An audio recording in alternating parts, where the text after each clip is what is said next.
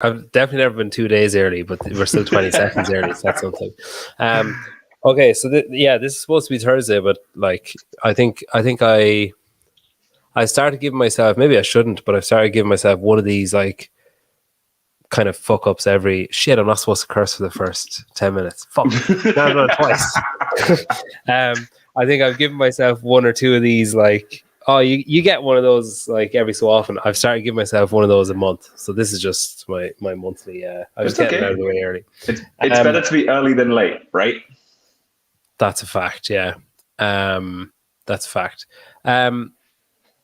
Big month, big year. How are you? I'm great. I mean, I'm feeling great now. It's been one hell of a ride. So, yeah. Have you, is that just a random white t-shirt or is it the leader one? No, it's not the leader one. It is Whit though. Head over to whitfitness.com and you can purchase the t-shirts. I'm playing. Yeah. That's cool. I mean, that would be kind of weird if I was wearing the leader's jersey.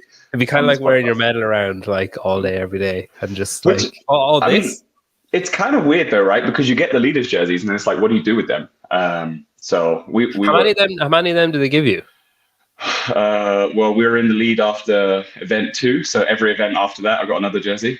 Really? They just keep giving you like, so it's like you're still the leader. Here's a new T-shirt. Well, you don't expect leaders to do their own washing, do you? I don't know. Maybe I kind of do. I don't know. Yeah, no. I mean, to be fair, I was kind of cheeky. I'm sure we'll get into this, but there was a big goal of mine to actually get the leaders jersey after the first event. That didn't happen. It came after the second, but I had this goal of getting the leaders jersey. I didn't realize how many you'd get there after that. And then every time I was thinking, every time I get a new leaders jersey, this is a jersey that can go to another person that's helped me in my career or another gym. So that's what I've been doing. I've been sending them out to the gyms that I've been working with. So it was good. It was good to get a bunch. That's cool. Yeah, I was going to say you'd surely find like welcoming homes for the different T-shirts. Do they give you like shorts as well every time? Shorts every time. I don't know what to do with shorts though because they're just red shorts. Nobody wants to hang a pair of red shorts up in their gym, but. Yeah, that's fair. I imagine you could get the team to sign them and like raffle them off for charity or something, or like that. That's true. It's not a bad idea. Yeah, or just sell them. Get the team to sign them and just sell them, pocket the money. Like the sweatier the better. Yeah. Yeah, you'd probably get some weird people online that would, if you said like, I wore them to bed last night, you'd probably get more. Hey, if the price is right, I'll put it out. That's it. Yeah, that's it. It's like a weird OnlyFans, like for clothes. How have you found the aftermath? Because like we'll get into the competition and the year and everything else, but I'm just curious this is something you've wanted for, you've like really wanted, especially for the last, like say 24 months, like you've really, really wanted. And now that you have it, like, is there any kind of, there's always that danger, I guess, of anticlimax or like, oh shit, what now? Or like, have you had any of those kind of feelings or has it all been positive? Nah, I mean, what is there to be anticlimactic about when I'm about to have a son? Yeah. So for me, I guess I'm always slightly one step ahead, thinking of the next thing anyway. So yeah, no, I don't feel that way. I feel like a great sense of accomplishment, something that I've worked really hard for the better part of the last 7 years. Obviously, for 7 years, I wasn't thinking about being number one at the games. Yeah. But I remember if I go back to the first time I stumbled into the gym and a week later, I said, I want to make the CrossFit Games, and everyone just kind of laughed at you. And you just think, okay, cool. This is the energy that I need. So I've been working at that, for the longest time. But I'll definitely say like the last 2 years have been a pretty wild ride with Invictus. And it's been kind of reassuring to be in a position where I've been around people that are happy to make the same calls that I make. So like, for instance, in 2022, we said we wanted to make the podium. So there we have it. We made the podium. We made it in third. We didn't know where we were going to be. We just said we wanted to be there. Yeah. And then once you do that one time, if you're going to run it back, we said number one from day one. It was like, okay, I'll never forget. We sat down and had like a team meeting and kind of just said, what are our goals? And if our goals are not to be number one, then the team isn't right to be together, because you can't have, two people thinking number one and someone else thinking they want to have fun and all that kind of stuff. So obviously along the road, there were some mishaps, certain things happened, which we can talk about. But yeah, we just kind of set out with that goal to be number one, and we went out and achieved it. And yeah, there's nothing. I don't know. I feel a great sense of accomplishment. Yeah. I feel like I'm ready to build for something more. You know, you always want more, and there's always going to be that, especially if you're a competitor. But I don't know. It's a weird one. A few people have asked me that question. I just don't see any negatives in taking number one. You know, all I've got to do is walk back into my closet and take out my leader's jersey and be like, okay, cool. What are you feeling? There's nothing to feel negative about. You've just achieved a big lifetime goal. Yeah, I definitely think like the sense of accomplishment is like rightly massive. But I suppose I'm asking, and I imagine other people are asking as well, because you do worry when you see someone chase something for so long and then get it, that it's like, oh, this isn't what I, you know, the way some people are like, oh, if I just lose that weight, I'll be happy. And then they're not. Or if I just get that job, I'll be happy. And then they're not. I suppose you worry about the competitive athlete mindset, that when they do get it, is it what they thought it would be? Like when you were standing on top and you had the gold, and, you know, you could hear your team's name being announced and stuff. Did it feel the way that you thought it would feel when you watched, say, Rich's team last year get their name called out? Did it feel how you imagined it would feel? 100%. It felt better. It felt better than I imagined. I think, and I think that also comes back to the month leading up to the games were probably the toughest months, or the toughest month that we've had as a team. So standing up there, it felt like everything came together, you know. So yeah, it felt better than I imagined. You know, that there's no better place to be than on top, right? And credit to all the other teams that came and put on a fight, but you ultimately want to be number one. So yeah, that felt good for me. I think the bigger worry now going forward is probably like what's next. I worry more about that, in the sense that, like, trying to replicate that feeling or that success. Yeah, like, well, I mean, when I go back to the games, it's like, do I go as an individual or do I go on a team? Well, if I'm going on a team, I want back-to-back titles. I'm not going there to play around. And if I go as an individual, then I'm going to make it into the final day. So like, you have different goals right there. Yeah. So it's just, I think the bigger stress now is less like, you know, worrying about the downer after the games. For the rest of my life, I will be a champion in some regards. I know that sounds kind of cliche and cheesy to say, but I've won something, you know, even if it's just a story that I tell my son and everyone else forgets it one day, like that's all that matters to me. But the more kind of, I would say, over the next couple of weeks, the more stressful thing will be, where do I want to take this, you know? How do you decide that? Like, because it even when you're saying it there, it's a big flip flop to be like, if I go team, I want to win, and if I go individual, like, even that, just saying those words is like, shows it is just, I guess, like 50-50, because it's like, you know, I guess from what I've heard, it's not going to be the same team. It won't be the same four people. No. Like, I think Jorge said, like, maybe 8 or 9 months ago, he was like, oh, next year I want to be individual. And I think I've heard, I don't know, was it Brittany or Devin, but I definitely heard one of the others say it as well. And I think there was kind of a sense that, at the four of you kind of were like, you know, either maybe or definitely individual.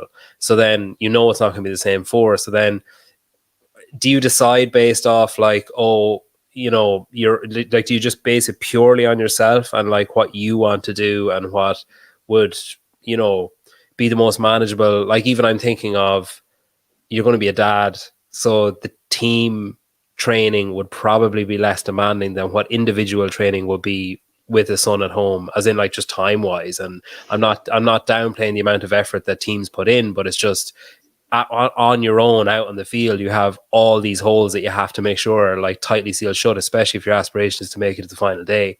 So then, like, does that come into it, or is it purely just like the actual competitive aim? Like, do you just remove everything else and just think about that and then make everything else work around it? Yeah, well, I mean, to kind of link back to, obviously, like, from a training standpoint, there's always this, a lot of people assume that when you're on a team, you're a little bit more flexible, and, you know, I hate to use the term easier, because, okay, here's my point on it. If I go as an individual, I'm on my schedule. I'm on my time. If I have a bad day, I pick it up the next day, right? But it's always my time. It comes with its difficulties, but it's on my time. If I go as a team, it's on the team's time. So you have this assumption that actually teams not as strenuous, but there's a difference between being a top 10 team and being a number one team. Yeah. If you want to be a number one team, I mean, I was training, especially in the peak of the season, 6 to 7 hours a day. At least 4 or 5 hours of that was with my team. And we had to workout schedules that work for everyone because everyone has a life. Now, when you've got a child involved and you've still got to work with your child's time and your team's time, it comes with its difficulties too. So I think there is a difference. I do understand that obviously getting a team to the games is one thing, and you can do that with, having limited time and just having the right training, but being a number one team at the games, even if you're fighting with, am I still here? What happened there? Okay, cool. I don't know. Yeah. So what I'm saying is, even if you're fighting against, the top 10 teams, you still got to put up a good fight, So I don't know. The games kind of gets this rap, like maybe the teams are not as important as individual. But if you look at the way the teams were performing, I mean, if you even look at some of those 5K runs on a rope with 4 people, there were times that were comparable to the individuals running on their own, So I think I don't know. I'm very lucky that like my outside life is so stress-free that when I'm in the gym, I can just focus on being in the gym. Obviously, that's going to change when I have a child, but I actually think it's actually going to change for the better, because even knowing that I'm having a son, it made the emotions so much more heightened this year. It made me just be like, okay, this isn't for me anymore. This is for my wife. This is for my child. And that sounds cheesy because it is kind of for me. Like, I'm sure a lot of people are like, oh, it's for everyone else. Like, yeah, I want to be number one too. But the stories that I can relate back to my child and to kind of show where I came from and what I achieved is all I care about. Yeah. I don't think your life will change at all when you have a son. Like you're he better be ready to be in the gym working out too. Yeah. I did a workout earlier on with I did a finisher outside, and there was like wall balls and stuff, and my 3-year-old was trying to do it with a football, and my 1-year-old was trying to do it with, I don't know, like a ping pong ball basically. But yeah, I think that's it is nice like that they get involved and that they watch and do it or whatever. But like, just the fucking tiredness. It's just such a killer. Like, it's such a killer. But I don't sleep. Well, I sleep, but I don't sleep that much anyway. It's kind of crazy. Every night I wake up twice in the night anyway. Okay. So, well, then you probably okay. Yeah, I mean, I don't know. Maybe I'm naive to it, and a lot of people are telling me about how like the sleep. Well, you're better off going in hope filled. You're better off not going in and be like, oh fucking hell. Like I found before we had a kid, like our first kid, it was like there was two tribes of people. There was like the person who were like, oh, you're fucked, like your life will, like that kind of thing. And then there was the other tribe that were like, it's magical and oh, everything's so wondrous.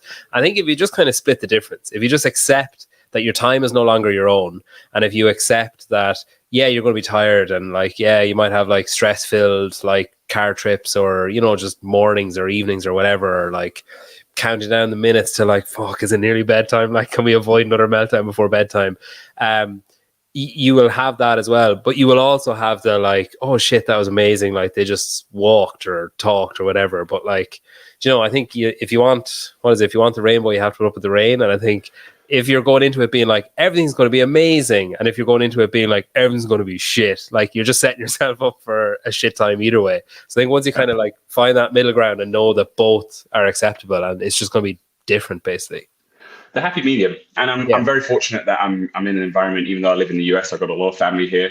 Obviously my wife is incredible. My brother's here. I've got sister-in-laws here. I've got my mother-in-law here, that kind of stuff. So I've got a good support network, and everyone truly believes in what I'm doing.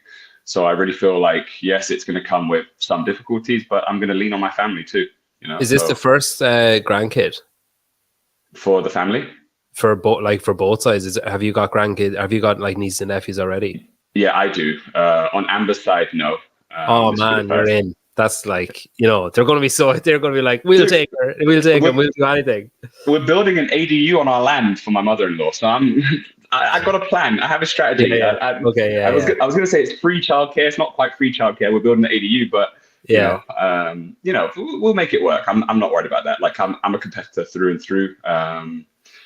This is the first time I've actually finished a season, and I've been like, I want to go again. I'm ready. Whereas every other year in the past, I've been like, oh, I'm not too sure. I don't know if I can do this again. But do you know what I saw last year? I saw that with the right focus, energy, commitment, hard work, like it proved you can really achieve anything. I took out a long-term lease in San Diego.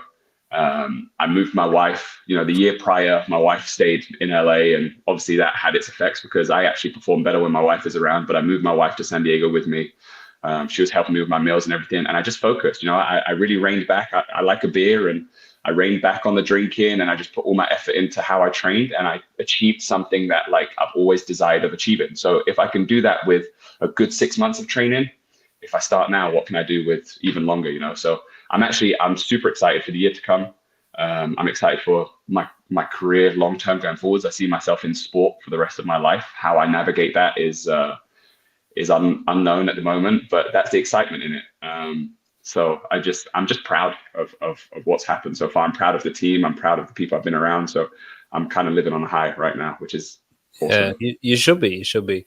I was actually just thinking when you said I like a beer, I was actually thinking, God, actually, I haven't seen him share a Guinness Surge in like months.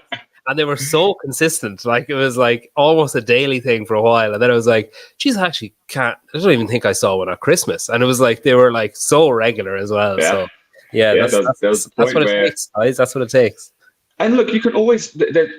I'm a firm believer in having fun and enjoying yourself too. I am not super stressed over the next month. I am going to have a beer here and there and whatever, but it's different now. It's like, okay, I've got big goals, I've got big dreams. So I don't want to put myself in a situation where I take one step forward, two steps back. So yeah, going out for a drink versus like leaving for a week and coming back, like they're two different things, I guess.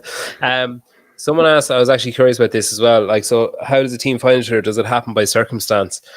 Is that like, was your team, because you're the kind of, I guess the closest you can get to being an actual proper affiliate team where you didn't all start in that affiliate, like some of you did, but you came together like a number of, 2+ years ago you came together.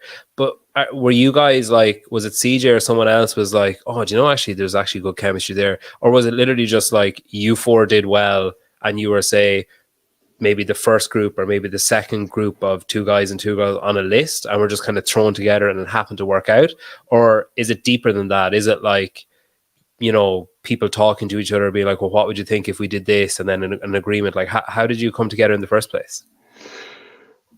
Well, CJ had the final say, the owner of CrossFit Invictus. So he obviously there's a group effort in terms of coaching and stuff like that. What a lot of people don't know is I was actually following Invictus program in 2017. From abroad, is it? From abroad. So when I was living in the UK, okay. I started CrossFit at the start of 2016, I think it was, and for 1 year I did 2 CrossFit classes at a gym called NWK, Northwest Kent. And I did 2 weightlifting classes. That was all I did for 1 year because I was like, I want to learn the basics. I want to learn the foundations. I did a little bit of bodybuilding before, but nothing more than that. And then I remember in 2017, I always knew I wanted to be a competitor after I'd done CrossFit for about a week. I was like, I want to compete. I love competing in all senses of the word, whether it's to get a new job or whatever. I enjoy that. So I knew I wanted to compete. And 2017 rolled around and I was like, okay, I need to do more. I can't just do the classes. I've learned the basics. I need to add some more. So I went online and I typed in CrossFit programs, and the first thing that came up was Invictus.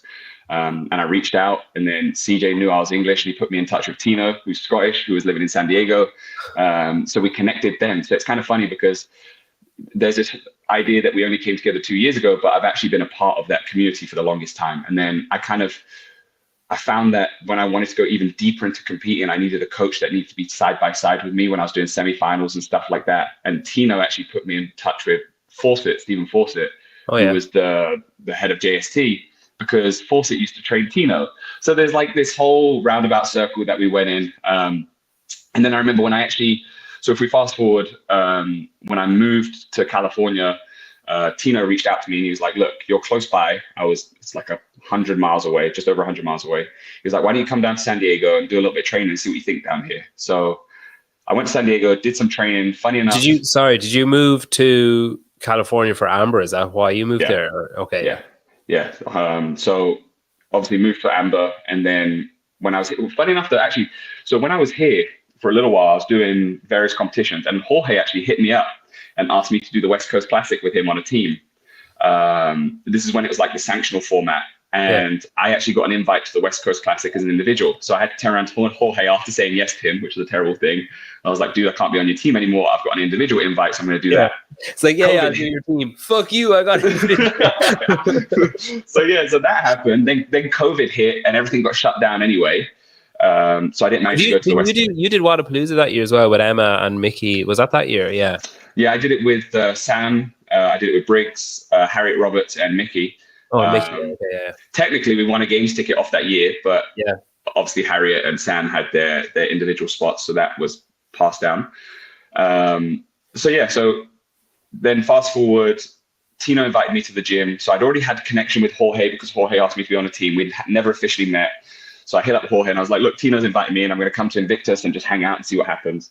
When I got there, I loved the environment. And they presented me with an opportunity at the time because I was kind of stuck in the US. I didn't have my green card. I couldn't leave. If I left, I wouldn't have been allowed back in. So they kind of said, well, why don't you try out for the teams? And it really is a tryout for the team. They assess you over a various time frame. They look at how you're working out, and then they kind of start picking athletes and seeing who goes well together. Fortunately, in that process, me, Jorge, and Britt, and Devon, we built a really good relationship. We built a friendship prior to the team being set, and then we found ourselves in a position where we just worked well together, and then that's how that team is formulated. And then after that, obviously, we had a pretty sound year in 2022. Usually, the Invictus process is the coaches decide after the Open who's going to be with who. But for the first time in history, we said after the games in 2022, we want to go back as the same team.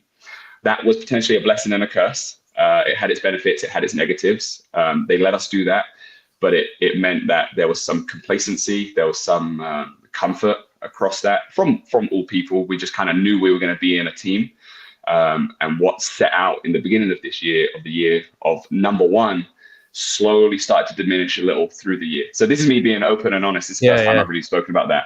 And every team. Do you mean that you were like, okay, we'll do it again, we'll go back, and I remember even last year saying like, oh, we'll go back, we want to win it, etc. So then once like CJ and all the rest were like, yeah, fine, you four can run it back, and then you had your off season or whatever, and you come back into Invictus, are you saying that it was kind of like that?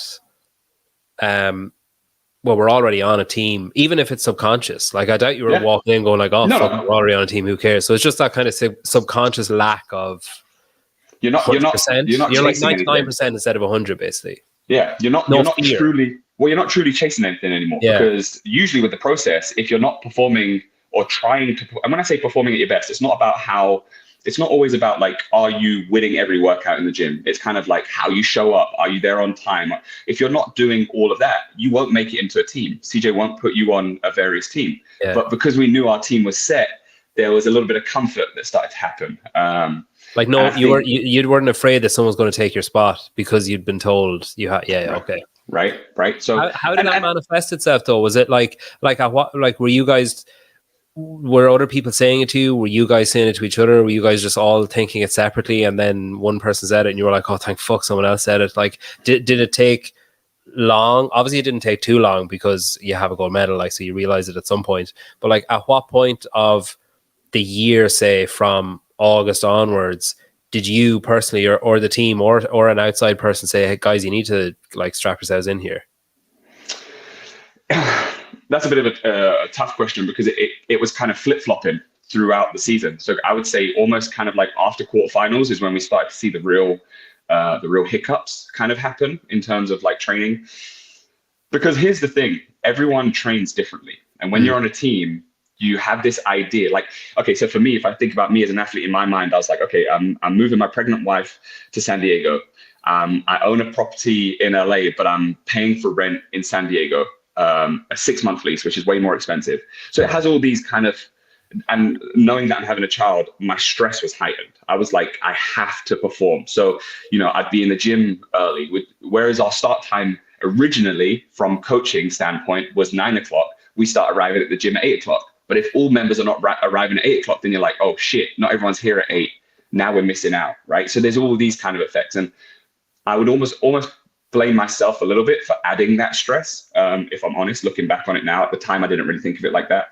But in my mind, I was like, I'm doing everything I can to be a champion. Why are others not doing the same? Well, maybe they were doing the same, just it looked different to how it felt for me, right? So kind of like projecting like your own worries onto like you're just seeing, kind of like if you want to buy a red car, all you see is red cars. Like if you're looking for, well, I'm the only one taking this seriously, then everything you see just is evidence to back that up, and you're not noticing the other stuff. Yeah. Yeah, so that kind of happened, and and you're dealing with various things. Like there's no secret in our team. Like everyone on our team is an exceptional athlete in their own right, but Dev's just turned 21, and you're trying to encourage a 21-year-old to be a champion, even though she always had that champion mindset. I'm not saying that, but when you're trying to force that on a 21-year-old, if I think back to when I was 21, you couldn't have told me what to do. I would have told you to fuck off. Like it just that's how my mindset was. That's changed now as I've grown up, because I've realized sometimes the hard things are the things you need the most. So you're then having to deal with that. And then we had again another hiccup with Jorge's hamstring. So now we have to manage that and find a way where we can still get good team training in, but not overload his hamstring. So there's just all these different variables that kind of came into play. But with that said, it made for really exceptional games, because we went through so much stress, so much kind of drama. Like I'll be honest, there was a point where one of our teammates, so I kind of said that I'm going to be open about it, but Devon was missing some training sessions. She had things going on, personal things going on. I couldn't see those personal things, because obviously in my mind, I'm like, I want to be a champion. I need everyone to have the same mindset. And I think it was maybe, and the reason I'm bringing this up is because I saw it come out on the Savon podcast, and I want to debunk the rumors and stuff like that. There was a situation where they said we were trying to take Dev off the team and put Danny in the team. Now, I will openly say it was me initially that I asked Dev to step down off the team. And the reason I did that is because I felt like she wasn't being as serious as I thought. Initially, when we set out for this goal, we all said we wanted to be number one, but she wasn't showing me number one characteristics. It was just not unfortunate, but it was just the circumstances that Danny didn't make the games and she was the alternate on our team. So that would have been the only backup. There was this kind of thing that came out. I saw someone post about, we wanted someone that had 1.8 million followers and all that stuff. I didn't give a fuck about any of that. I just wanted someone there that was going to show up on time. That's all I cared about. Obviously, with that drama and with that stress that happened and having those difficult conversations, Dev came back, she showed up, she changed the attitude, we fixed it, and we made it work, right? So I don't know how those kind of stories got out and broke, but I will say that I, in that moment, probably made the mistake by asking her to step down. When is this, like June then? It keeps going off and it keeps stopping this. You're okay. Is this like June then? This is recently enough. If Danny knew she wasn't making the games, that's recently enough then, isn't it? This was about 2.5, 3 weeks before the games, man. Fucking hell. Yeah. Okay. Yeah. So that's why, like, it kind of, but it was funny because even though this was happening and even though we were going through this, we were still like, let's say we missed a morning session because we had an issue. We were there in the afternoon. And we might not have been the best of friends. And I'm not just talking about Dev, I'm talking about everyone. I think at one point, even Jorge told me I was the problem in the team. Whereas I didn't feel like I was the problem in the team, because all I was trying to do was build a champion team, because we all had that mindset. And if someone came to me in the beginning and was like, I don't know if I want to be, a champion, if I don't want to win the games, then I would have said, cool, fine, we'll find someone else that does. So the only reason I was putting that pressure and applying that kind of mindset to everyone is because that's what we all agreed to do. So yeah, all of this was his mindset that you were just overzealous, that it was just too much? Was that his issue, like when he was? Yeah, maybe. And in my defense, I will say that for the longest time, so right up until like 2.5 weeks before the games, I was almost like the mediator. So I kept everything calm and relaxed, and I was kind of chill about it. And then I don't know, something just went, and I was like, we're 2.5 weeks away. I want to win. What is going on? And then that's when it started to change for me. I'm sure everyone has their own stories. Every single person has their they probably see it differently. But I can look back on it now and actually say that, fortunately, I have a great wife, Tino, who coaches me, and CJ, who helps us, and even Hunter and various people within the Invictus community. They managed to kind of keep the wheels on. They didn't fall off.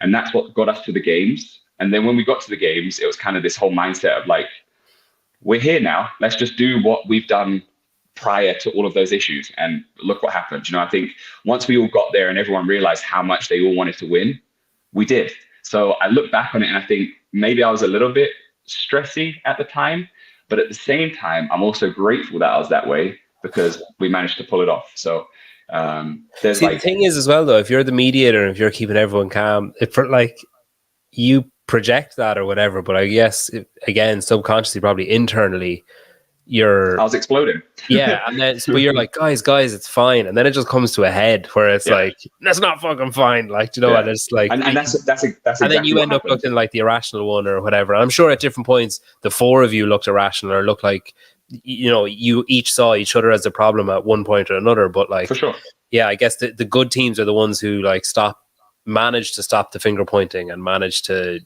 just like put a stop to it and carry on.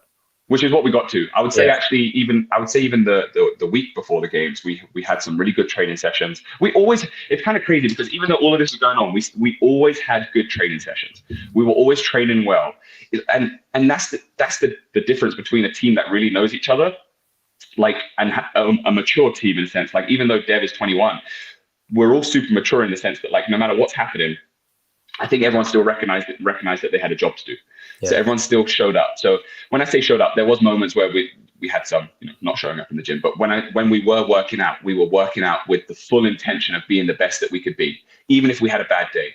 And I give absolute credit to everyone for that. Like, that for me was the most mind-blowing thing. It was almost like, I remember one time something happened in the gym and Jorge asked me to do something extra after like one of our sessions had fallen apart, and I basically told him to fuck off.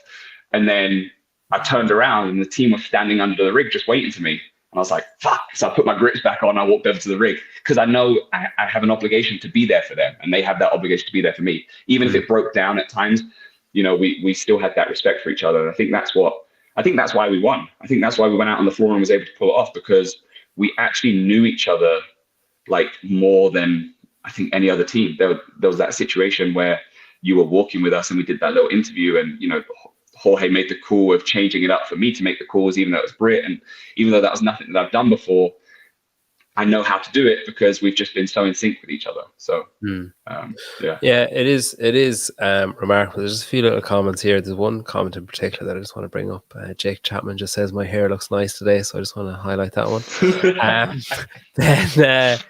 Then where is it? Yeah, Nick Wadzombie said this dude is a beast, which is correct.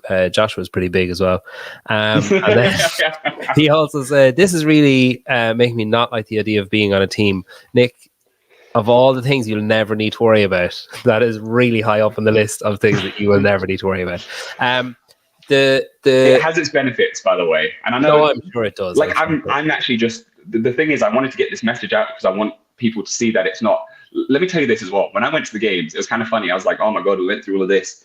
And I looked around at every team and I saw certain teams arguing in front of us. And we never did that. We when we show up, we're not showing people what's going on. I looked around and I was like, they're all breaking down. And we weren't. We pulled it together, we tied it up, and we were solid. Well, I guess the thing is as well, the fact that happened, okay, 2.5 weeks before the games, like, not ideal. But the fact that it happened, like, if that had happened after test one, forget about it, like, because you're not going to fix it. You're not going to be, no matter how professional you are, or no matter how like all in you've been, if the wheels fall off, and I mean, like we saw it with other teams, if the wheels fall off, like, it, no matter what you do, it's difficult to get them fully back on and get everything going the way that it should be going. So the fact that it happened before Madison, again, is probably another reason. Like, it's a thing to, it's be better if it never happened, I guess, but it's something you should be thankful for, the fact that it happened 2.5 weeks before and not maybe 2.5 hours in or something.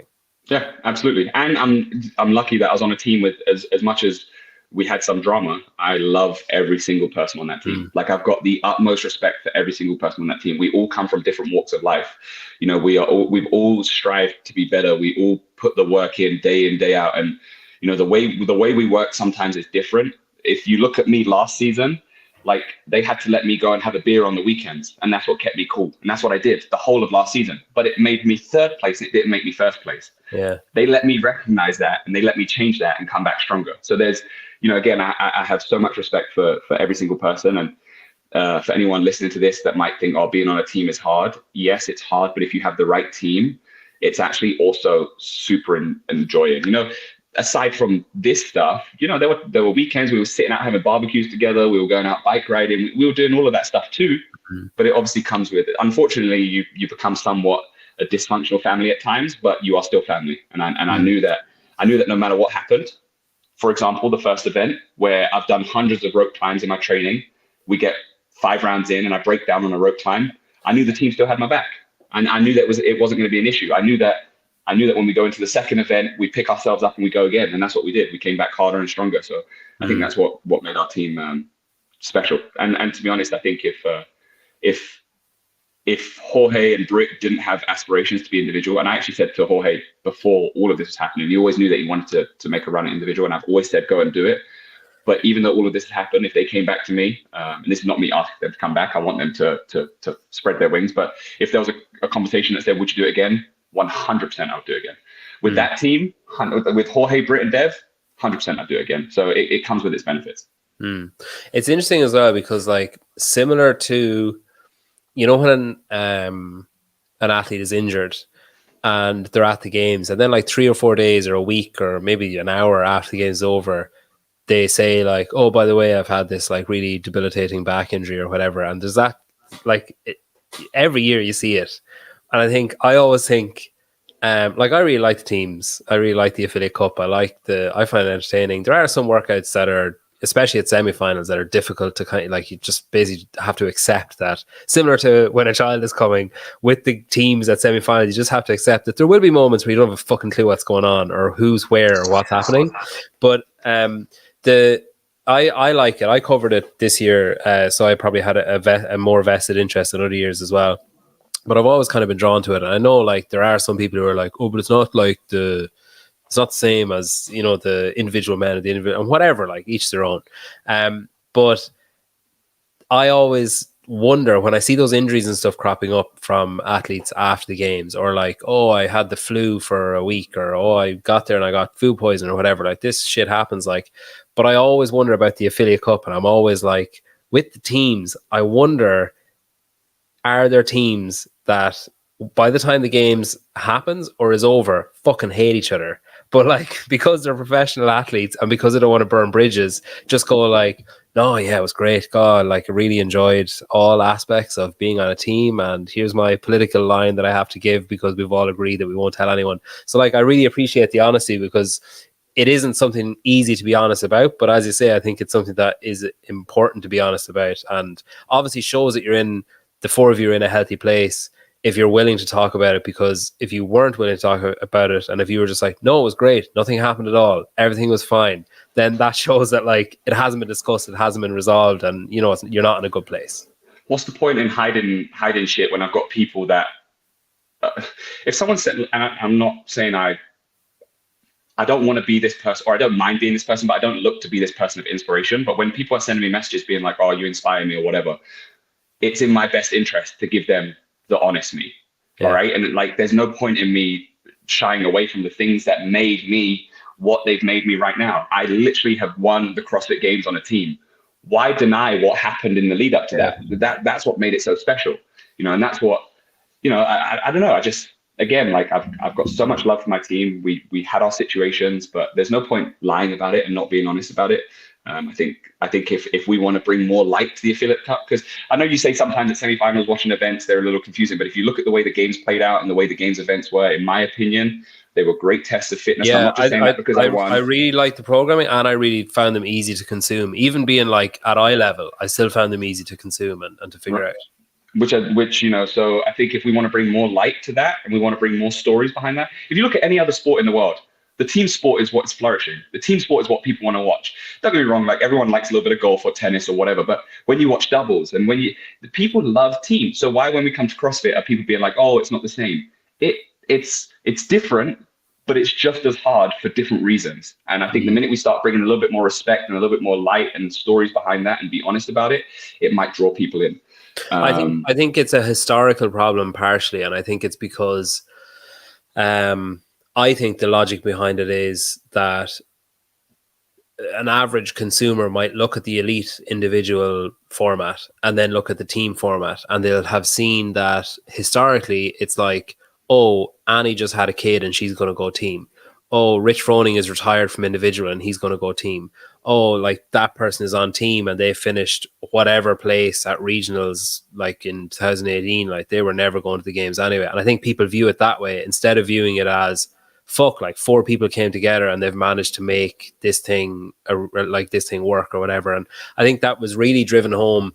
The challenge aspect of it was really driven home, I'm sure, for a lot of people, and definitely for me, with that fucking earthworm in the last workout, where it's just like impossible. Like when you saw, I remember them, I think it was either No Shortcuts or you guys picked up the earthworm, and I just remember thinking like, oh fuck. When the first team picked it up, I was like, my God, like this is like a fucking nightmare. And then I think it was Proven dropped it, and Tim Poulsen got sent like about 20 feet backwards into the rest of his team after they dropped it. And I was like, this is the spectacle of how difficult it is to be on a team, because once you see it fall apart in that kind of way, you're like, fair fucking play to any team that managed to get that earthworm from start to finish without like killing each other, killing themselves, like whatever. And I think the more of that kind of stuff we get to see, unfortunately, the byproduct of that or the offshoot of that is that you need to have a smaller field. So you need to have either a reduced field from the start or the cuts need to remain, which, you know, is difficult. And, you know, you could argue either side of that as well. But I do think that this year I was given a lot of hope of like, oh, this can become a proper spectacle and a proper showcase, like for people to engage with who aren't just like, oh, well, Rich Froning's doing it because he's not competing anymore. It'll be more so like, oh, fuck, who's going to win this year? I think this is probably it was heightened this year as well because, I mean, there were 10 teams being talked about anytime anybody said, who do you think is going to win this year? There was 10 teams you could mention. I think I agree with that. Yeah, I agree with that. And I think the more we start to see that, the more special it becomes. But yeah, I agree. Like the earthworm, even the event with the Bob pull, where we had to jump over the logs, and then you get in, and we look like we were on battleships and pulling this sled down the field. Like, I don't know, man. I watched some of the events back, and I'm biased because I'm on a team. But seeing that race, even on the Bob push between us and Proven, like that, and the commentators going wild. I want to talk about that. In my mind, like maybe you think differently, but in my mind, that's the moment you won the games. 100%. I think that with the two of you got to so they were there like maybe about 3.5 seconds before you guys. It was pretty tight all the way through. They were there, and I remember looking at them and thinking, if they win this, that's going to start putting a lot of pressure on Invictus, and I think they actually might have passed you. And then they got to the Bob, started pushing it, kind of stuttered, didn't really move. You guys got to the Bob about 3.5 seconds later, and it was like it was just on oil. It just like slid past them. And you could just see there was two sides of the same coin. You could view Invictus and think they've just won the games. Like that's it. Because not only was there like the fact that you've achieved something and that you came from behind and that you passed them out, whatever else. But when you look to your left and you saw like heads dropping and like frustration and like people looking at each other and stuff, I was like, unless they fuck it up, they've just won the games with that. Like, obviously the whole workout counted, but those 5 seconds at the end, like that just clinched it in my mind. Yeah, I think we can all agree. Even we did after that event. We spoke about it as a team, and I think that was the breaking point. Especially when Proven are an exceptional team. They're all great athletes. You know, Andrea and Taylor, they both come from championship teams, and Tola's an incredible athlete. So is Tim Poulsen. And I've got the utmost respect for them. But when pound for pound you put them against us, they should be stronger than us. They should be moving that sled faster than us. But it doesn't matter how strong you are physically. If you're not mentally prepared to dominate, then it changes things. And we knew what we were doing. We actually, I think at one point they had an interview where they said, we're excited for that workout because they get to see more CrossFit. We were excited for that workout because we wanted to show people how good we were at CrossFit too. So it gave us the energy that we needed. And I mean, once we hit that sled, I mean, I know me in particular, I football tackled that thing. I hit it so hard on my shoulders, and it for some reason it just flew. And I was like, oh, okay, well, this is the pace I'm going. And Jorge kept shouting go, and I was like, well, you don't even need to shout go at this point because I'll run that thing into the stands if we have to. I'm not stopping. Yeah, it's cool. That was like a seismic moment, I think, of the whole week. Like that kind of embodied the team and the effort that you guys are putting in, and the reward, I think, was there as well. But yeah, it is like, and I remember hearing like Fraser and Hinshaw and other people talk about that, like, you know, like snapping the band when you're on a run and you just like, you push on knowing that the other person won't be able to keep up and they'll mentally give up either, even subconsciously. And I think that was you guys snapping the band of like, I think proving we're still in it. They were still trying. They were still giving like their 100%. But I think even they at that point were like, yeah, okay, it's probably like first place, probably out of reach now at this stage, like, and just they're that much better than us. And I think the other team saw it too and just kind of didn't like reduce their efforts, but just didn't have that last 0.001% needed to really put up a full fight. And if you look at that event, I think we were the last ones getting to the rings. Yeah. Yeah, I did have a moment of like, geez, what I'm not drinking beer, by the way. It's just sparkling water. Yeah, I wouldn't judge you either way. Is that like up there with the best of the week then for you, like that winning that event? Oh man, you know what? Honestly, there were so many events that were awesome. And we can go through them kind of like one by one. Like for instance, the first event for me was, I kind of have been saying to my wife and various people that up until that event, I've had a smooth season because I've been putting the work in and everything has felt not easy, but I feel like my ride has had less bumps than anyone else's has up until that point. And when that rope climb workout happened, I was like, I've done these rope climbs so many times. I don't know what's going wrong, but it just did. And I was like, this is not how I want my CrossFit Games to go. So then you come out on the bike event and I was like, well, hey, I love triathlons. I love doing that type of training. I'm going to just send it on this bike. So that's what we did. We had a great strategy as well. I think some people were putting like two guys out, two sets of like both bikes had a guy on to start with. We didn't take that route. We actually waited until like the last 15 minutes. We kind of waited till, and then we started jumping on the girls' bikes to get an extra lap in and overtake and stuff like that. We had the right strategy. Had you any, because I was out there for that event and I was watching like that event unfold. Had you any idea what other people were doing? Were you just do you just purely base that off, we've passed X amount of people and I think we're probably okay? Because it was fucking impossible for anyone to know what anybody was doing. Yeah, it was that was probably the hardest event to know exactly where you were, but you know when you're going out, if you're picking people off, that you're probably gaining places, right? You know that if you could pick, so like, for instance, when I got out and there was a point where maybe because they had two guys go out in the beginning, there was one lap where maybe they had two girls out on their bikes. I'm not sure what other people had, but I picked off like 5 girls. And I was like, well, I know at that point that was a good lap. So you kind of have these ideas in your head. But to be honest with you, that event for me was awesome, but it was just like full send. We were racing. I mean, I didn't have one lap over 6 minutes. Everything was under 6 minutes a lap. So I remember asking, was it Brandon Swan, I think, said that was one of the hardest workouts he's done for, like, he was like, yeah, you got rest, but he was like, when you're on the bike, it's just like he was like, that's like RPE 9.5 constantly when you're on the bike. And then you're dealing with like, I mean, that was probably one of the hard, well, compared to the games prior in 2022, that was a much harder course, not only because of the twists and turns, but you were hitting more gravel. So you was getting more slide. The mass start also meant that one of my good friends, Christian Harris, thought it'd be a good idea to clip me at the beginning. And I nearly threw him off his bike, but I got love for him. I actually think he sent Brandon flying off his bike. I remember Swanee saying, someone off moving fast and heavy just threw me off my bike. So I don't think you were the only one. So it obviously had its difficulties. Strategy though, right? Every team has a strategy. Yeah, for sure. I mean, do you know what? I'll be very honest with you. I tried to make an overtake on one guy. I don't know who it was. I don't know what team it was, but I kept trying to make an overtake. And every time I was pumping my legs even harder, I would get to him and he would pull over. And I would get to it, and he wasn't going fast, but every time I was getting around. So then I was like, fuck it. All right, I got you.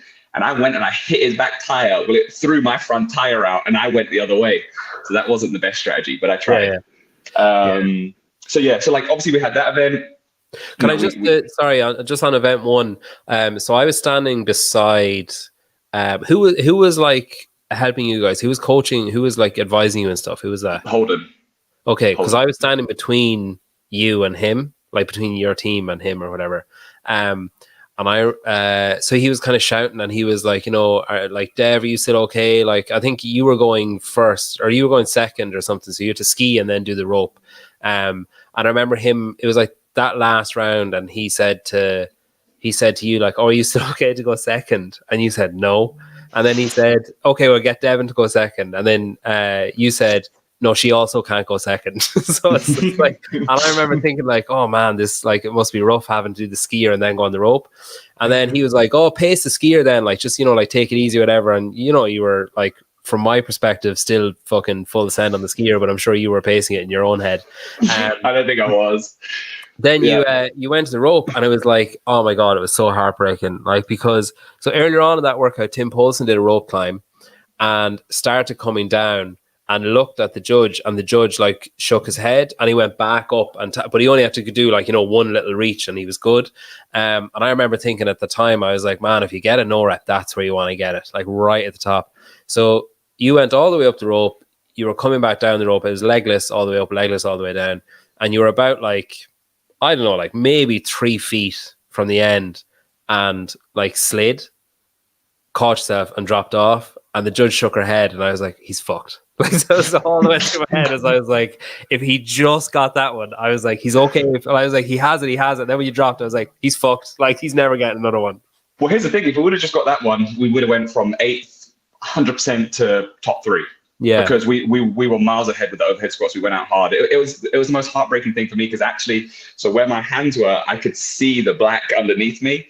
But in my head, it was a fair call from the judge. Like, I'm not mad about it. But in my head, I was like, if I take one hand off and reach under, there's like a 99% chance I'm going to fall anyway.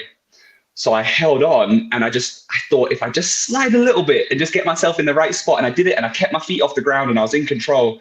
And then she shook her head, and I'll never forget. I looked at her and I said, "Please, please." No one saw you do this yet. You still have a choice. You can still I was like, no. Actually, she hadn't made the hand signal. I was like, "Please," and she said no. And then she threw those hands up, and I was like, "Oh man." Yeah, I knew it at that point. But what can you do? You just have to. You were helped as well with the fact that a very similar thing happened to a few other teams where that last one just went, and everyone watching knew, like, I mean, if you didn't get it that first time, no matter how much time you had, it just wasn't going to, like, it's just so fatiguing. Yeah. I was hard.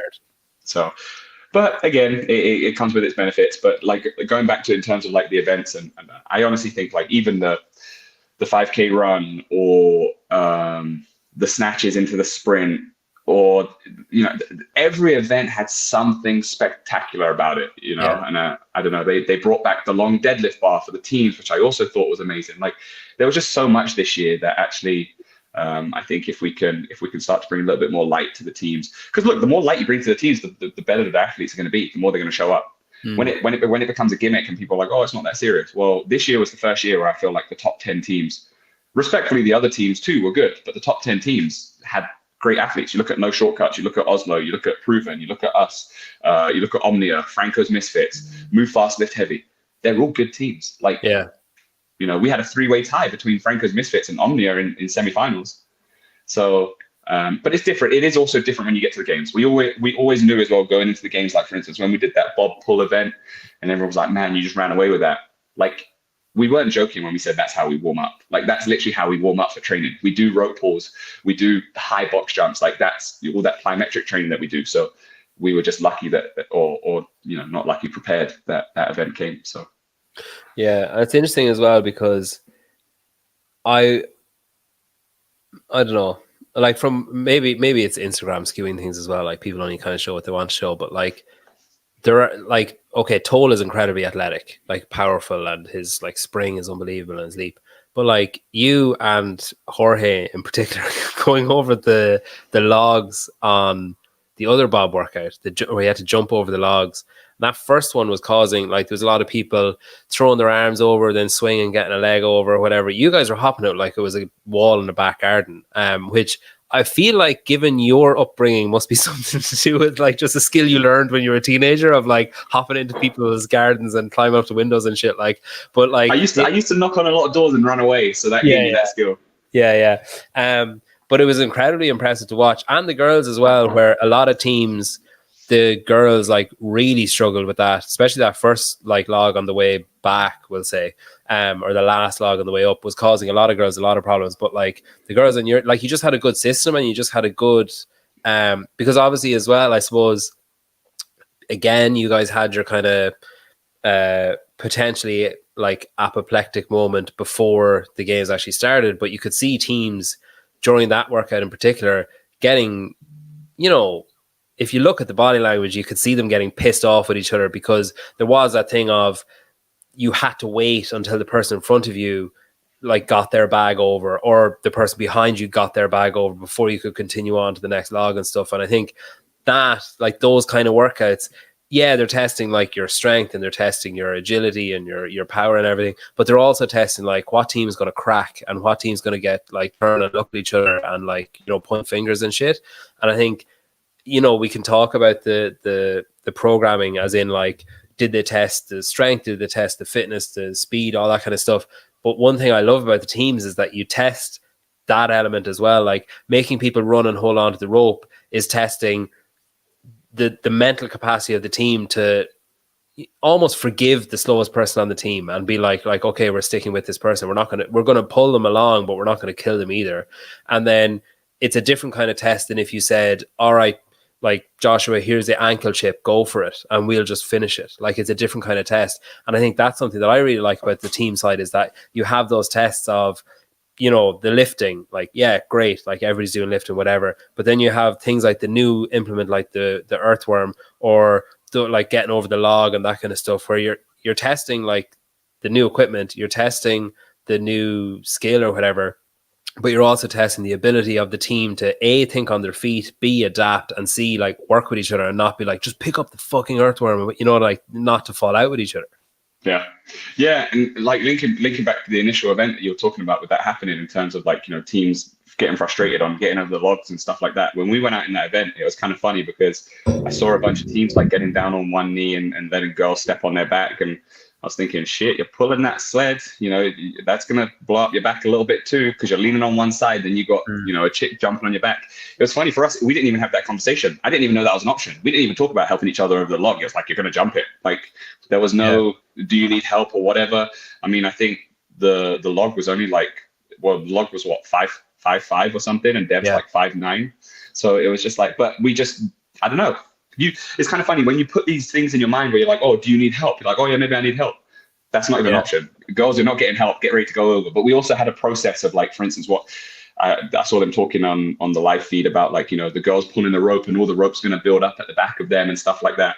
Well, we had this idea. We knew that for me, running with my longer stride, I was going to be a little bit more comfortable. So my goal was always to get over the logs first. And if you watch back on the live stream, I run and I pull all the slack out of the rope, then I sit down and then everyone's in position. So we had these processes that we kind of went through. And I guess we also do this thing as a team, which I didn't see a lot of teams doing, but we do a warm-up together. So we do a set warm-up together, and then we do a set run through together. So we run through every event where we're going to be standing at any given time, who's going to be in front of who's going to be behind who. So then all you're doing is you're just going back to that initial run through and you're just imitating what you did in the warm-up area. It's interesting as well, because in that the Bob Pull event, there were teams who like went to, like, one person go to like the wrong spot or whatever, you know, like when you got to the pulling station, and then they'd have to move back over. So like those little things, even they waste like a second or whatever, but even like they're mentally fatiguing, where someone could be sitting down at the rope and even just thinking like, God, I'm such a fucking idiot, is going to distract them from what they're supposed to be doing. 100%. And I did actually notice you pulling the rope out, and I'm fucking delighted it was a deliberate thing and that it's something that I actually picked up on instead of just a random thing that I was like, oh, I wonder if you do that every time. But yeah, no, it is exciting. I think this season especially now, I mean, we say this and the whole fucking thing could fall apart in a month's time when CrossFit come out and announce like, now we're doing this, and like this whole conversation might be irrelevant. But I don't know, like there's a lot of talk about the season changing and stuff. I think I think once team and individuals stay together, I think it'll both help, like it'll help each other. I think it should. I agree with that. I think it should definitely. Well, here's the thing: if it doesn't stay together, then I hope they allow athletes to do individual and team, because then I'm doing both, and that's how I'm going to split my season. But I do think it should stay together, because I think it just brings a bigger spectacle. I think team, like I said, this year was the first year that I really felt like looking at teams, it became it became more interesting to watch. It became more. Teams have always had like a soft spot in my heart. I think teams are great, but like you said, with the new implements and the way they were doing events, and when you talk about testing speed, strength, agility, all that stuff, they did that. We had a longer distance running event. We had a sprint running event. We had a medium 500 meter split across 4 rounds running event. But then you also had weightlifting. You had 200-pound sandbag squats. For the guys, and it was 125 or 150 for the girls. I think it was 125, which should have been 150. All of our girls were prepared for 150, by the way. But you're seeing those elements come into the team competition, and I think if they continue to keep the layout like they did at the games this year, where it's very easy to follow, like you're watching on that panned out camera, and you're seeing where the bobs are, and you're seeing where the worms are, and you're seeing where people are sprinting up and down the field. I don't know, man. I think, again, I'm biased because I'm currently on a team, but I do love individual too. And I think both of them have a place in the CrossFit community. I would love to see even when they put out the fittest on earth, I would love to see them incorporating some teams, because there's great team stories that we could be talking about. And I think the more light you bring to something, the more people are interested in doing it. You look at athletes now like Noah and Chandler, like they're excited to go team. And they're not. Chandler is a top athlete. So is Noah. Noah can continue for another 5 years. Chandler can keep going. Why do they want to go team? Because there's something special there, that camaraderie, that that battle day in and day out in the gym, outside the gym, building your relationships. It's way more exciting and enjoyable than just being on the road on your own. And that doesn't mean that being an individual, I'm not discrediting it. I think individuals also exceptional, but it's a lonely road, and you better be prepared to do it on your own. You might have your coach, but at the end of the day, when you go to sleep at night, there's no one fighting to push you to the point where you want to be apart from yourself, So I think they both have a place. I would love to see them stay at the same stage, but doesn't matter what we think. What CrossFit wants to do, CrossFit will do. Yeah, that's the prevailing thought at the end, really, isn't it? That they'll just do whatever anyway. What I'd love to see is that the way age groups and adaptive currently is like, say, Tuesday to Thursday, and then individual and team is Thursday to Sunday. I'd love to see teams Tuesday to say Friday, and then individuals be Thursday to Sunday. So like there's still some overlap, but there's plenty of opportunity because I think if they cut it down too much, if they just have like, all right, it's just 4 days, sponsors and vendors and stuff are going to be like, well, fuck that. Like, it's not worth, like, there isn't going to be the foot traffic. It's going to be too condensed, like whatever. Whereas if you still have the full week, and I think the good way of doing a full week is to have teams and then individuals, or individuals and then teams, and have like overlap in the middle. And then you could still have like teams hanging around afterwards, or individuals hanging around afterwards if they go first or whatever. I think that's my pitch. That's my way of doing it. Make a decision to take slightly less teams to the games right now until we feel that the team sport is just as big as what they want to claim the individual sport is like. But you take less teams and you let them fight over the same course of the days, but you're not having to run 4 heats, you're running 2 heats. Yeah. Now, I know CrossFit's argument to that would be, well, yeah, but the more teams you take, the more money they make. Granted, right? They're going to make more money out of the additional 20 teams than you're cutting the money in half. Cool. So bring more light to those 20 teams that have qualified, build more stories behind them. Let's do more press. Let's bring more, the same thing that we bring to the individuals, let's bring it to that team side. And I'm sure you'll get a lot more brands involved and media outlets and stuff like that. So I do think there is a way to do it. I don't like the idea in particular of like cuts, only because I think, well, the person that's getting cut has paid the same money to be there that I paid. And we are paying our own money. And I know you have cuts in every sport. I'm not saying that, but I think there needs to be a certain level of respect. If you're letting them fight to be the fittest on earth, but they're getting cut before a weightlifting event, or they're getting cut before an event that has some substance in how they place, like even on the individual side, what's that gentleman called from Australia that was who? He's like a big lifter. Jake Douglas. Jake Douglas, for instance, he didn't make it into the weightlifting event. Would his stats have been different if he made it into the weightlifting event? Yeah, probably. Would he have made the next cut? I'm not too sure. But what I'm saying is that's a very important event to be part of if you are a big lifter. Just the same way that a cycling event is important to be part of if you're Jonakowski, or a running event is important to be part of if you're Brent Fikowski or whatever. There's certain events that are important to be part of. And if you're creating a stage where you want to call us the fittest on earth, we should be able to fight in those events. So if that means taking less teams or taking less individuals, however you want to play it, but creating more stories behind them, I don't know. And I'm also hopeful because I'm looking at things on Netflix. You know, you're watching like The Quarterback. You're watching like or Drive to Survive. Let's get the directors of Drive to Survive to create a CrossFit show. Apparently, they're sniffing around a bit. I heard they were sniffing around. But I think like the reduced field. I think the reduced field is also part of what's definitely going to happen. But the issue, I guess, when I think of reduced field, then one of the things I go back to is like, I wonder will they go back to sanctionals instead of semifinals? Because if you have a reduced field, so say you say, okay, actually we're only taking like 25 individuals and 20 teams instead of, previous years or whatever. Now Cross will have to turn around and say, oh yeah, that worldwide thing that we talked about, just forget about that. We're actually going to, so Africa, you don't get any spots. Asia, you get 1.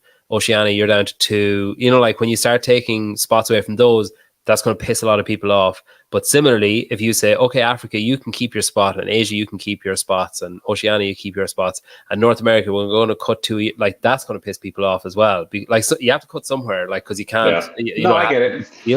So I think sanctions is a way for them to do it and not catch as much shit by being like, well, I mean, if you think you're fit enough to go, just go to fucking Africa and do their sanction or whatever. Yeah. I don't know. I mean, I don't have the answer to it. It is unfortunate as well that when you think of those regions that we're talking about, like, we want to bring light to those regions to bring, more members into the affiliates and all of that kind of stuff. But it is unfortunate that they also are the regions that end up getting cut. And then it's like, well, they're traveling from the furthest places and probably spending the most money to be there. But I know it's sport, and I know it's not all about money. I'm just there's a part of me that's a competitor and wants to be number one, but there's a part of me that also thinks and feels for everyone else that's there. And if you've earned the right to be there, I'd like to see you be able to perform in the events that you think you're going to perform in. So I don't know what the answers are to that. But if you said there's people also snooping around, like from the Drive to Survive directors and stuff like that, I hope they give me a call because I want to be in it. Have you seen so Wad Zombie? He used to do like trading cards on his own. Now he's set up. I can't remember the name. Mint. I think it's Mint cards. You should talk to the other 3 and that'd be the first team trading card, because he's done like some individual ones. But it'd be cool to do like an Invictus, and you could have like a gold background on it or something. That'd be cool. We're ready when you want us. There you go. Hey, you want to know something funny too? Or not funny? Awesome. It's actually incredible. So next week we're heading out to the Padres game to throw the first pitch. Oh, that's unbelievable! How cool is that? That's incredible. How do you all hold hands? How do you do the first one? I think we all hold hands and throw at the same time. No, to be honest, I don't need any more things. I don't need anything put in the way of messing up my throw. I've probably got to practice some in my garden tomorrow. Yeah, and didn't Jorge played baseball, didn't he, in college? Yeah, man, that guy's got an arm on him. We went to like a Six Flags one time, and they had, where you have the cans stacked up and you throw the ball at the can. And I threw the first ball and it missed, and I was like, okay, cool. Let me aim better. I threw the second ball and it hit, and they kind of like toppled but didn't fall off of the shelf or whatever. And we were just laughing. I was like, oh, that was quite a decent throw. And I said to Jorge, I know you could throw. You do one. I've never seen a set of cans explode the way that did. The woman literally was like so mad that worked there. She gave him the toy he won and was like, you can't play anymore. Because she just knew this guy came from something. It was funny. It's just incredible to see. So you're definitely going to see a difference between his first pitch and my first pitch. Yeah. But I feel like you also have the bit between his teeth, being like, "I'll fucking show him a throw." Like he's 100%. Yeah, that's. I don't know if you'll be able to see that. But it's Mint cards. Yeah, that's cool. Yeah. That's so cool. like Brian Friend does the data on them.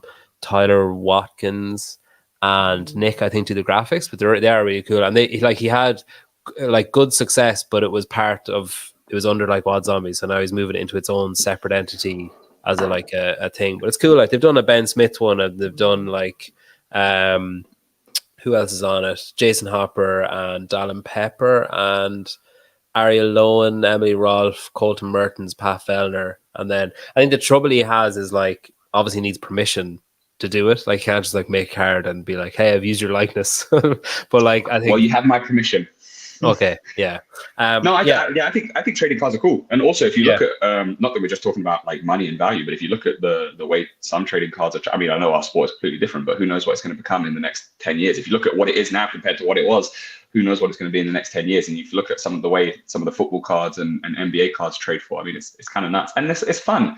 It's fun to have that kind of enjoyment out of something. Well, the more options there are, the better. Like the more like things like that. And it's not even about replicating what other sports do or what other things have. But I just think even like, you know, selfishly talking about like podcasts and vlogs and that kind of stuff, or like apparel companies, like I see Vindicate there in the comments, like the more like different offshoots that CrossFit or individuals or teams can have, the more viable it makes the thing. Like that, it's not, because I think as well CrossFit is kind of unique with the kind of community aspect is different from other sports or other like outlets where it's not just like take like you know, any of those, like Nick isn't making money off the trading cards. You know, it's not like, oh, I'm just going to bleed this shit dry and I'm just going to like milk it and then take it to the bank. It's like, it's being done to take, to give back. And I think it's the same with, you know, Savan's show, or I know it's the same with this show, that it's like, yeah, there is a certain amount of take of like, we need to make it viable to keep doing it. But most of what we get just either goes back in finances, or time just immediately goes straight back in. For sure. And, you know, as an athlete, being on this podcast with you, or, you know, the Savon podcast, what they do, like we're grateful for this, which is why when you hit me up and you're like, do you want to talk? I'm like, hell yeah, if I could take a couple hours out of my time to talk to you and it's going to benefit the greater good of the community, I think it's worth doing, you know? So I will say that I have an idea for those trading cards though. Do you want to hear my idea? We create a CrossFit cereal and we put the trading cards in cereal and we sell the cereal at the CrossFit Games. And it's just potluck who you're going to get. Yeah, crunch fit. No. Yeah, I'm really fighting the urge to try and make a pun on Lucky Charms because that's turned into my shtick. The Jeepers, something just fell off my wall. Dadding then, when is that kicking off? When is your baby due? He is due September 15th. Right. Fuck. Okay. Yeah. So about a month. That's. I got my planning down to a T. I will admit there was a conversation had with my wife, and you know, when we were trying and stuff like that, we said, you know, when do we try? And I just said, you know, if it does happen where he's due when I'm at the CrossFit Games, I love you dearly, but I won't be there. And she was like, no, I understand. So I'll see you on FaceTime. But we managed to get the planning right. So we're super excited, you know. Hopefully it's the first of many. I want multiple children, so we'll see. That's cool. And is that you say September 15th? Is that like the due date, or like? Yeah, that's okay, right. date. Okay. Yeah. Okay, that's really exciting. And I've seen like you've been what would you call it? Do you call it nesting when it's a male? I'm sure you do. But you've been like getting your garage ready and like organizing clothes. Yeah, I've been doing all that stuff. Well, the funny thing is, so we bought this property. It's an area called Canyon Country, which is just like north of LA, and we bought it in October of last year.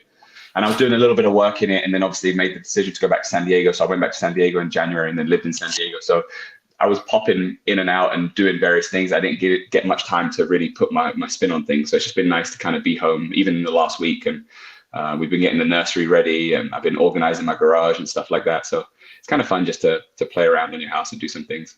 That's cool. I want to talk to you as well about sponsors. So you've a unique, I feel like anyway, a unique set of sponsors. So you're with WIT and you're with Puma. And the reason I think that it's unique is because they, and I've seen some others do it as well, but them in particular with you have made an effort to, because we've talked about the team side of things and how sometimes people can underplay that or downplay it, or, you know, like kind of fob it off a little bit. But like both of those sponsors have made a fuss over you, especially recently from what I've seen, where like Puma flew you home essentially for, a launch and an event and stuff. And now you have your own t-shirts as well with WIT, is that right? Yeah. So we've just launched a t-shirt with WIT, hopefully the first of many. Obviously, we were just trialing it, and WIT have been good to me. I've been with WIT so like, this is how I like to be with my sponsors. Firstly, I like to be honest and authentic when it comes to relaying who I work with to people that follow me or look up to me. I also don't want to be that kind of person, and it's no discredit to anyone that is, but I don't want to be that person that's just like flooding myself with loads of brands and being like, we'll give you $100 to make a post or whatever. That doesn't serve any purpose to me. For me, I want to be with brands, firstly, that I love and that I believe in. And secondly, that like it comes easy to promote, because there's nothing worse than being an athlete. Firstly, I'm an athlete, not an influencer. So when people are like, oh, post, it's like, well, yeah, if it's on my body, or if it's like, I'm not going to sit there and do a lift with a can next to me, but I will tell you if I'm actually using it. So, you know, I used to work for WIT many years ago, and after I did strength and depth when it was sanctional, and there was one period after that where they signed me as an athlete and we started to develop that. And actually WIT were the ones that brought me the brand sponsorship with Puma, because they were like, well, you don't have a footwear deal, let's see if we can work something out. So then I managed working with Puma, and I've been with them, or Puma as we say in the UK. So I've been with them for 3 years. So I've been with WIT for 5 years, I've been with Puma for 3 years. I'm now having conversations this week with various protein supplements, but the reason I've held back on even working with a protein supplement is because I'm waiting for the one that I want to work with, which I'm now having a conversation with, because there's a brand in particular that I take, and I want to make sure that I align with that, versus being like, oh, okay, so-and-so has come to me and they're going to give me some supplements and I'm going to promote it. Or, you know, for me, it's a very serious thing. This is my job, it's my livelihood.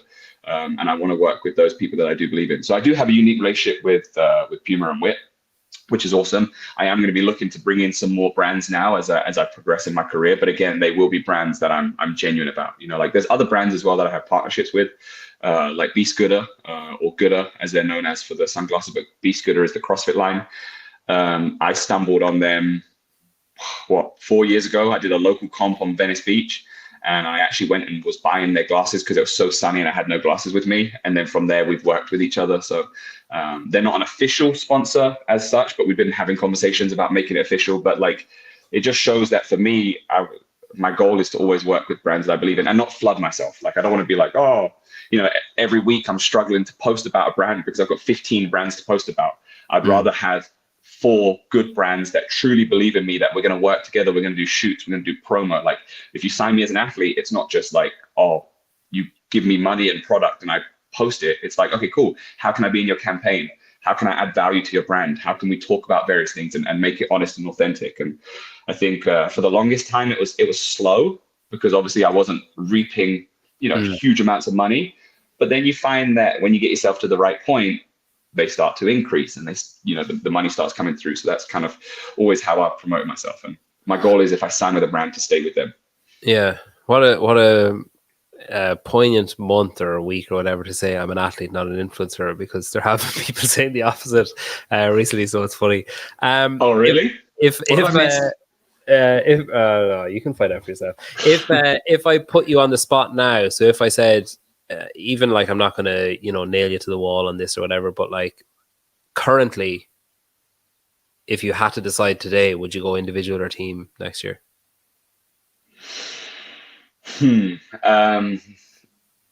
As it stands right now, at this moment in time, I will be going individual next year. Okay. If I go back into our gym and our community, and there's the right team there, because if I'm completely honest, there are athletes in the gym that I do believe in. It's just whether we can work together. I'm not going to jump into something that I don't think it can work. But if we can find a way where I believe that we can go and win a championship, and that doesn't mean we have to win the championship. So like, people are always like, when I say I'm going to win a championship, it's not like, oh, I'm winning, all my life is over. But if I believe that is there with that team, then I will go and defend my title. But because I'm not in the gym, I'm not in that environment right now, the only thing that I can say I'm 100% that I can do is individual. So yeah, it's a tricky one. Again, though, I know I keep flip-flopping. I love team. So it's a hard thing to say. And I would love to be an ambassador for team. We're talking about growing team sport. If I can have multi-year titles and be that ambassador to grow the team sport, obviously Rich is incredible and what he did was great, but for a local kid from Hackney, if I can be part of that, I think that says something, so. What would you do if, like, I don't know, like, someone else said, oh, really liked what you did with Invictus, and that same team isn't going again, come and join our team? Like, what would you do if a non-Invictus team approached? Is that like, no, fuck that? Yeah, it's just, I can't see it. It's not going to work for me. The trouble is, I'm not leaving California. Yeah. I love what Invictus have done for me. So I just can't see it. Yeah, that's fair.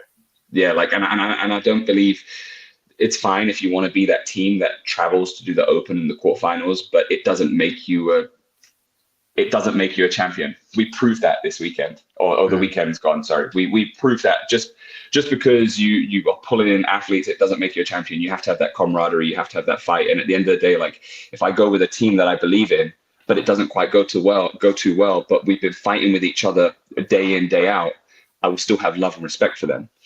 If I go with a team that maybe I'm just flying in to do some workouts with them and we don't have that love and respect for each other, you might feel differently after the games. And I don't want to be in that position. I have too much love for the sport, and I have too much love for just being able to spread this message of fitness. So I don't want to mess with that. That's cool. I'll leave the last couple of words here. So Elise says, as someone who follows you, it's nice to know that if you share a company, you actually use it. And then 100%. Nick says 100% agree, and his honesty is refreshing. And it is very refreshing. I think you've remarkably honest about anything I've asked, which is great. Listen, thank you for coming on. It's been great to catch up in a longer form rather than being somewhere I'm not supposed to be and trying to walk alongside you with a camera. It's been great being a bit relaxed talking to you. Congrats to you and the other three and everyone involved in your successes. Best of luck with your imminent arrival. I'm excited for you. It's going to be amazing. And, it's just incredible. I think he's a lucky kid anyway. He's obviously coming into a home full of love and stuff, so it's great. Best of luck with your decision making as well. I hope whatever you wind up doing, you're happy with your decision come next August, we assume. Shit, I'll always be happy no matter what. My I don't know. It's my life's good, CrossFit or no CrossFit, championship or no championship. At the end of the day, I get to use my body in a way that, like, at the end of the day, we all just want to be better versions of ourselves. So as long as I'm striving to be better, whether I'm standing on the top of the podium or I'm the fittest dad at my child's school, I'm always winning, Hey, let me show you this before you go. Look at this that my brother made for me, which I think is hilarious. Oh, the belt. Wow. That is the most ridiculous thing ever, but I love it. So yeah, I love it. It's the most ridiculous thing ever, but I've already worn it to the shops and I wore it I'm gonna wear it into the maternity ward. It's like, oh hell yeah. When we go to the hospital, I'm keeping that wrapped around me. Yeah, that's a great first picture as well of you can just nestle him down sitting in the belt. That'd be cool. Listen, thank you, and thanks for everyone for commenting and watching and stuff. So that's great.